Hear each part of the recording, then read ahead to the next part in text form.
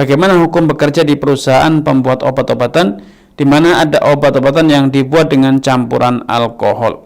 Baik, sebatas yang saya ketahui, obat-obatan yang menggunakan alkohol itu ada dua model. Untuk obat luar, maka tidak ada masalah.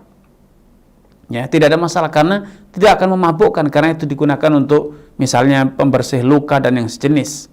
Atau misalnya obat semacam salep atau yang lainnya yang itu pemanfaatannya di luar tubuh dan tidak berdampak pada mabuk, ya, tidak berdampak pada kemampuan nalar penggunanya. Model kedua, model obat yang dikonsumsi, diminum, baik berupa cairan ataupun berupa kapsul dan yang sejenis. Maka bila yang obatnya itu adalah obat yang kering berupa kapsul, pil, maka otomatis alkoholnya akan menguap atau mengering sehingga tidak lagi tersisa pengaruh khamrnya.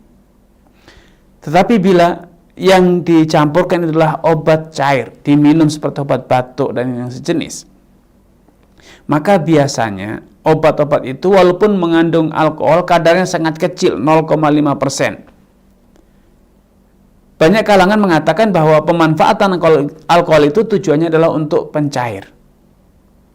Ya, agar obatnya cair dan menimbulkan aroma yang sedap menurut mereka, karena kebanyakan produsen obat itu milik orang non-muslim yang hidupnya terbiasa dengan minum khamr, sehingga ketika mereka mencium aroma khamr mereka menjadi bernafsu, karena orang yang sakit itu biasanya kehilangan nafsu makan. Maka butuh rangsangan dengan aroma-aroma yang disukai, sedangkan orang-orang non-muslim itu aroma yang paling mereka suka adalah aroma khamr. Sebagaimana halnya ketika kita di negeri kita, banyak yang suka dengan aroma durian, suka dengan aroma pandan, ya, suka dengan aroma melati, sehingga makanan dan minuman kita seringkali dibubuhi aroma-aroma tersebut untuk merangsang selera mengkonsumsi makanan atau selera makan.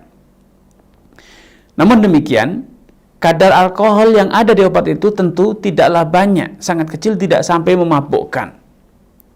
Menurut pendapat yang lebih kuat, wallahu ta'ala alam, obat-obat tersebut boleh dikonsumsi karena tidak memabukkan. Dan alkohol itu telah bercampur dengan cairan lain, dengan bahan yang lain yang itu halal, bahan yang halal, bukan bahan yang haram. Maka dianggap alkohol ini sangat minim, sangat kecil, dan tidak berdampak pada memabukkan. Walaupun sangat disayangkan tentunya ketika perusahaan-perusahaan obat itu yang memproduksi obat untuk konsumen umat Islam dan produksinya pun di negara Islam tetap saja masih mencampurkan alkohol kepada obat-obatan itu. Ini tentu sangat disayangkan.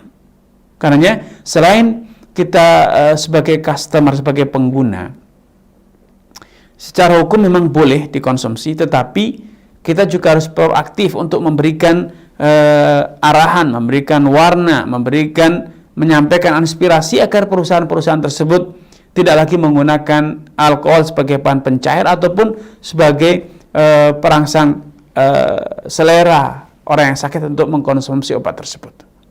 Wallahu ta'ala alam.